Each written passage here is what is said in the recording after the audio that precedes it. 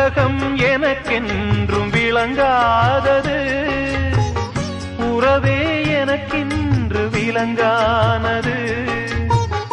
அடடா முந்தானை சிறையானது, இதுவே என் வாழ்வில் முறையானது.